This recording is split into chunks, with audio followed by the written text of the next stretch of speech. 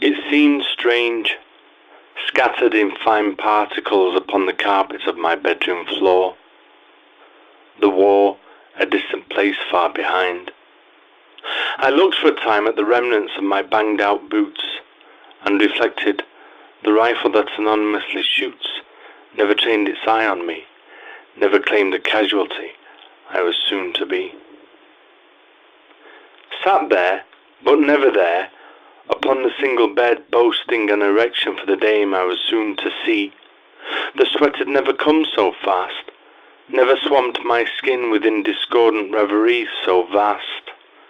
I shook the flies from my arse, my girlfriend beckoning naked in absurd ways. My girlfriend, my friendly news, my homecoming and my lifeline. An image begged, the sand before me changed colour red. A frown begins and my hard-on fades, and intuitively I know, a year from now, I'll be bagging this sand in Hessian sacks, cowering beneath the windowsill, a forget-me-not from Kurdistan by sun-shone flowers, transmitted lovingly to my parents' house. 5,000 miles away, a terraced home on a council estate in Manchester seeks a shiver from a boy aged 3, dodging snipers from the flats above. These the killing fields of a veteran. No rest despite extraction from an Iraqi state, regret for having been set free to roam like idiot upon downhill streets.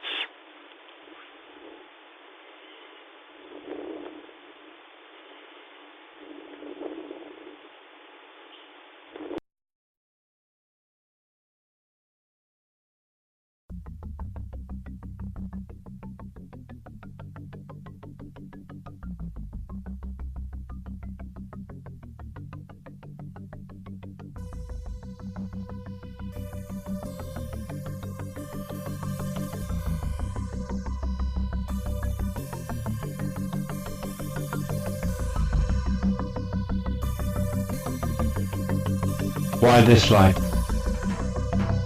Decommissioning the seismic quantity, a free fall of ego in denial of the truth. The truth, the blues unaway, struck for cover under a false note. Choked on failing fantasies, the absurdity of a perfect life grows bigger every day. You fail the debt collectors, those reanimators who jump travelled fast between the here and now. The here you're home, but now the second-hand shop. A jumble sale of lives the wives have surely missed. Piss 3 days a week keeps the meat cheap, weak and steeps in traditions, continuing the faith of hate for begging from a generation keen to pass on learned behaviour like the hand-me-downs you just spent, spending the money on arrears and tears for the cemetery blessed for lives they never lived. The disappointment mounting for an underclass surroundings of gutter press for shit roll while you're lounging on the throne, and hip-hop saviours who turn from trials of life to the colour of the bling, sing the blues for fools, ring the rules of old, and sit yourself humbly in the chair. Watch the goggle box and reach once more the double diamond tip like a chip off older blocks, jewellery for kidneys sold to pay the rent, or collapse, deflated, like the ego you once possessed, the one that thought your life be blessed. But no, it's not in being alone that vexes, hexes, but the sharing by a wife, a cognitive entity, a real human being, conforming, hoping, praying, begging throughout all the fucking shit. Really no, in the words of the Who, you, your wife, your life, your kids, won't get fooled again.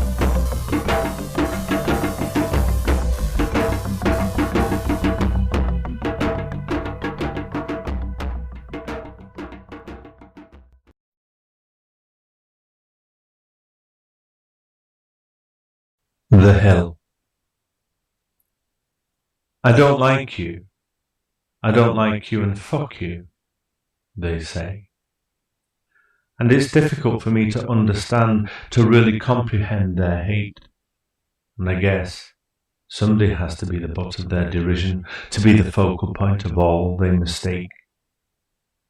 You don't get merit marks for knowing too much, but now I am dumbed down and know not why they have bastardized my brain and continue without pause to stall my every positive intention.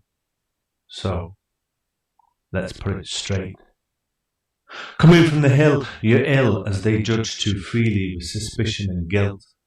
And it's a post-codal victory for assailants sitting rich who have never had to scratch the earth just to make a pitch. Know your place, young man. But my young has gone was never really there from very early on. As despondent from only very small, I carried on a clown, for who could take the teaching seriously, while the beating imprisoned every thoughtful wish of succeeding within the plot designed to thicken skin and never broaden the mind.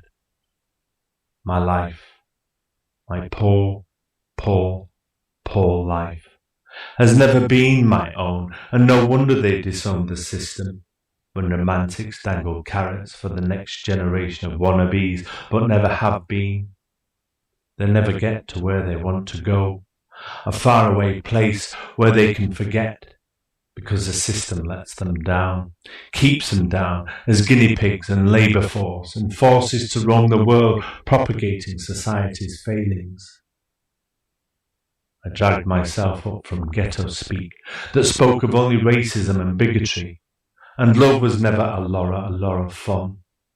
So I stole a gun, compared my madness to the crowd that sits in sadness for each cherub carrying rounds that take away another human's life.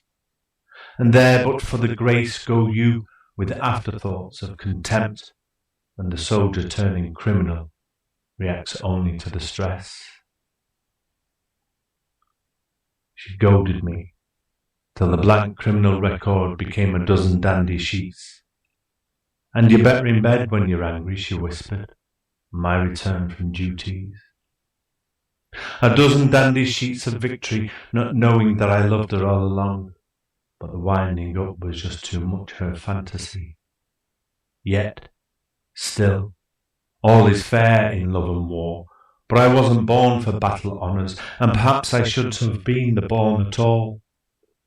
But I am here, along with a third of Britain's poorest, scratching, pitching, scrimping, saving, slaving, shaving every morning another penny off the budget, hating the faculty of poverty, the hard-knock school that makes fools of those who really think they make a difference, and its ignorance in Whitehall, forsaking all the veterans before they even know the cenotaph's existence, but it's persistent of a system that just doesn't work for most. The hill, the darn hill, the hill. A sand-posted line crossed by those with greater minds is never run by premiers or presidents, ministers or clergy, but an authority that snides behind every prime candidate's belief. For you're not running the show, Cameron. Neither Gordon Brown, neither Thatcher, Wilson, Heath, Callaghan, Scargill, Major or the Queen. Williams is.